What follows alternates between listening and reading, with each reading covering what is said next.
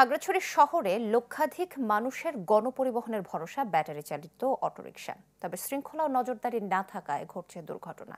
আরও জানাচ্ছেন নুরুস্তাফা মানিক। খাগড়াছড়ি পৌরসভা এবং সদর উপজেলা মিলে প্রায় লক্ষাধিক মানুষের যাতায়াতের একমাত্র গণপরিবহন ব্যবস্থা হচ্ছে ব্যাটারি চালিত অটোরিকশা।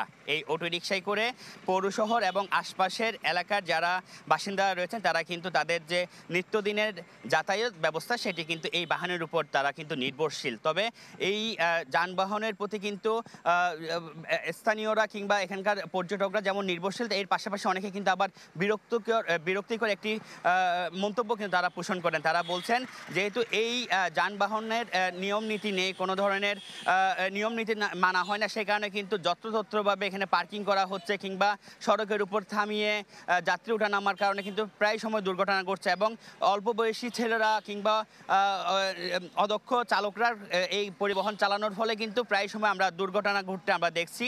এবং এর পাশাপাশি আমরা দেখছি যে অনেক সময় কিশোর বয়সী যারা এই পরিবহন চালিয়ে থাকে তারা কিন্তু সড়কের মধ্যে পাল্লা দিয়ে কিন্তু পরিবহন চালায়। এর ফলে কিন্তু প্রায় সময় দুর্ঘটনা ঘটছে এবং অনেক সময় প্রাণহানির মতো ঘটনা আমরা দেখতে পাচ্ছি খাগড়াছড়ি শহরে।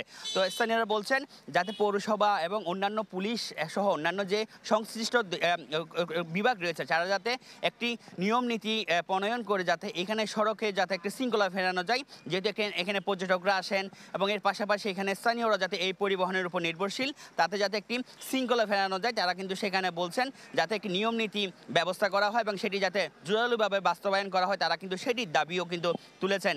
এবং এর পাশাপাশি আমি জানিয়ে রাখি সেটি হলো খাগড়াছড়িতে এই গণপরিবহনের যে রয়েছে সেই গণপরিবহনের ভাড়াও কিন্তু নির্ধারিত নয়। সেক্ষেত্রে অনেক সময় দেখা যায় স্থানীয়দের পাশাপাশি পর্যটকরাও কিন্তু এখানে এসে কিন্তু গণপরিবহনের চালকদের হাত ধরে কিন্তু তারা হয়রানির শিকারও হয়। তো সব কিছু মিলিয়ে বলা যায় যে গণপরিবহনে যাতে একটা শৃঙ্খলা ফেরানো যায় সেই কারণে যাতে সংশ্লিষ্ট কর্তৃপক্ষ যাতে একটি ব্যবস্থা নেয় তারা কিন্তু সেই দাবি তুলেছেন। এই ছিল আমার কাছে খাগড়াছড়ি থেকে গণপরিবহন নিয়ে খবরাখবর।